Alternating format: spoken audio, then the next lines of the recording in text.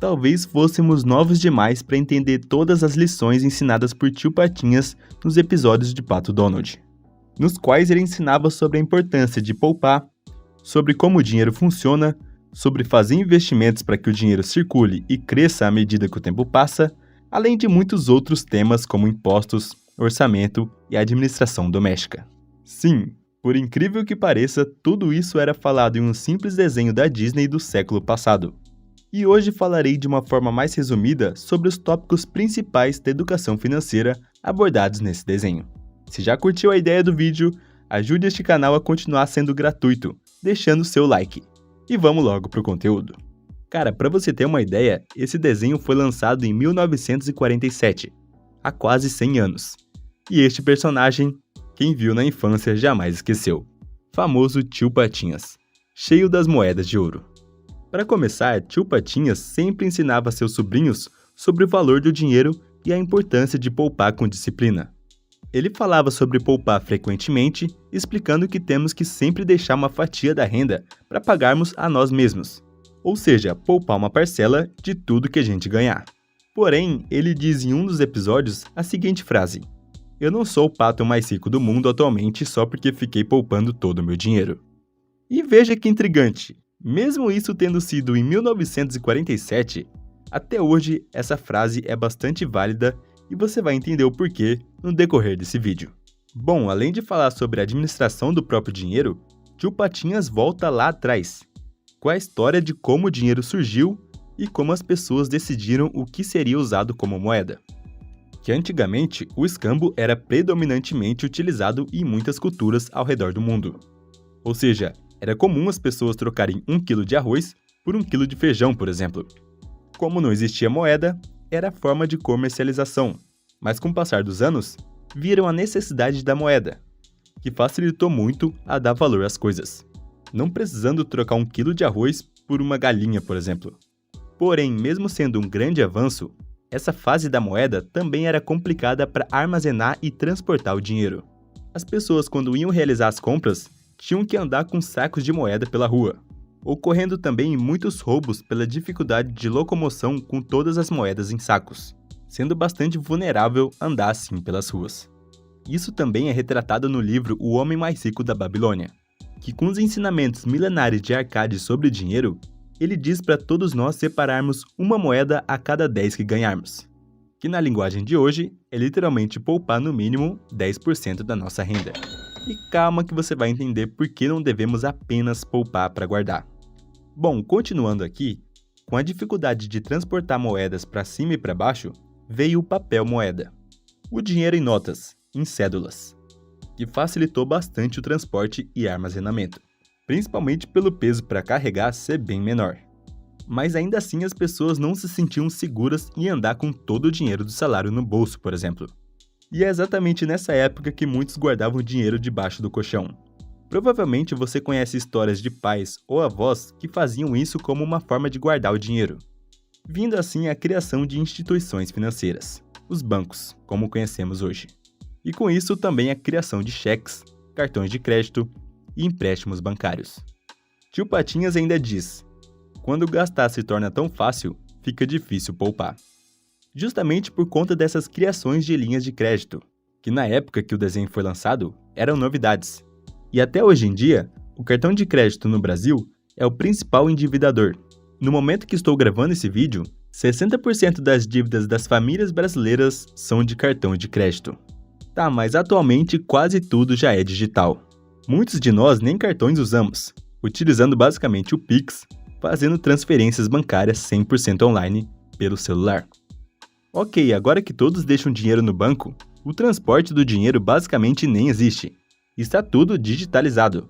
Por isso que muita gente que nasceu lá pelos anos 50 ainda utilizam dinheiro físico e não confiam em bancos, por não confiar em um saldo aparecendo na tela do celular, acreditando apenas no dinheiro físico que tem em mãos. Após explicar a história da moeda, Tio Patinhas fala da gigantesca diferença entre ter 1 milhão e ter 1 bilhão.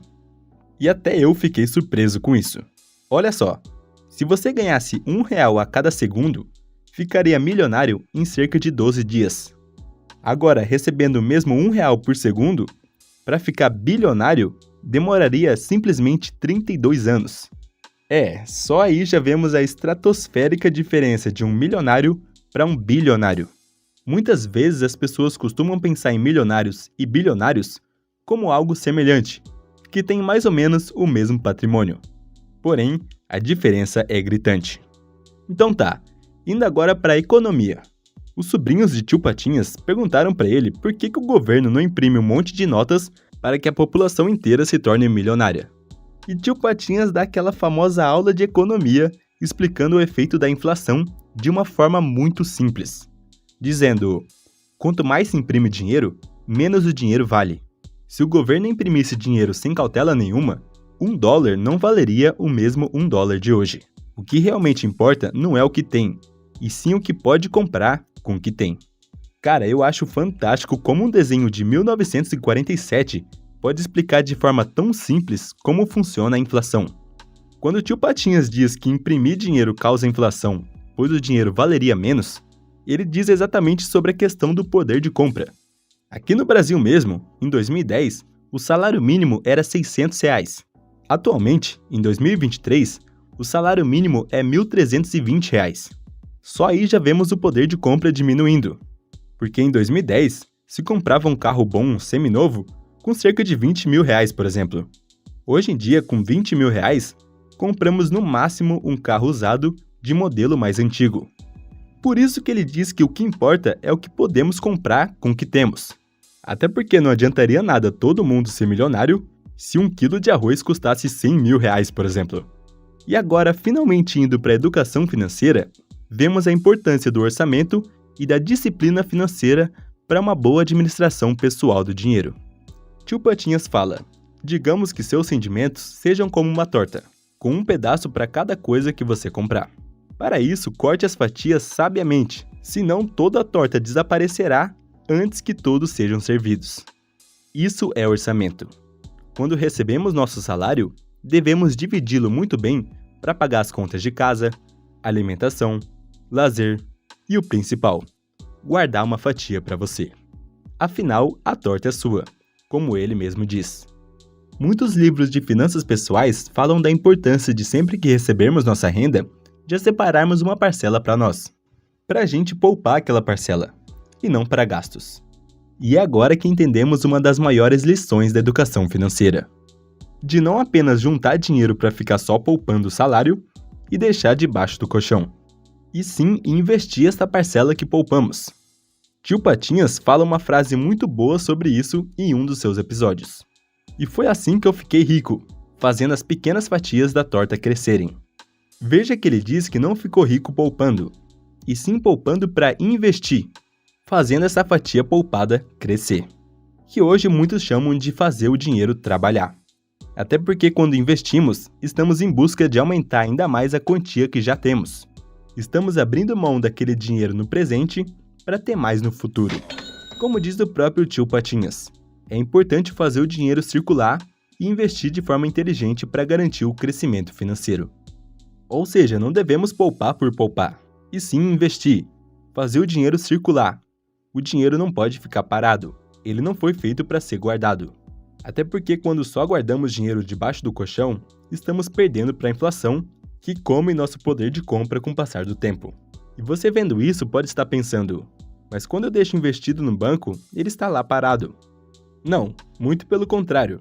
Quando investimos em CDB ou RDB, que são emitidos por bancos, estamos, de forma resumida, emprestando dinheiro para o banco e recebendo juros por isso. Da mesma forma que quando investimos em LCI ou LCA, estamos emprestando dinheiro para o banco para financiar um ramo imobiliário, como é o caso do LCI, ou também do agronegócio, como é o caso do LCA, e também recebendo juros por isso. E o banco, é claro, ganha dinheiro por pegar nosso dinheiro emprestado e emprestar para outras pessoas ou empresas a juros ainda maiores. Em resumo, é assim que funciona. Como diz tio Patinhas, compete a quem vai investir investigar os fatos.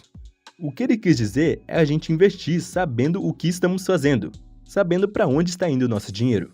Por exemplo, quando investimos em ações, que é meu investimento favorito, estamos basicamente comprando uma pequena parte de uma grande empresa. A partir do momento que temos uma ação de uma determinada empresa, já nos tornamos sócios dela. E é por isso que também devemos estudar para sermos sócios de bons negócios. Luiz Barsi, maior investidor pessoa física da Bolsa de Valores do Brasil, sempre diz sobre investir em ações com foco em ser sócios de bons negócios, que também é um investimento que vai gerar valor e crescimento para o Brasil. Até porque comprando ações, estamos investindo em empresas, colocando dinheiro para circular na economia.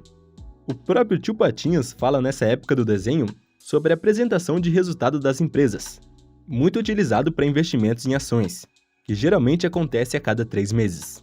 Bom, para você saber mais sobre essa questão de ações e também de outros tipos de investimentos, veja o vídeo que está aqui na tela, com certeza vai te ajudar a entender esses conceitos básicos.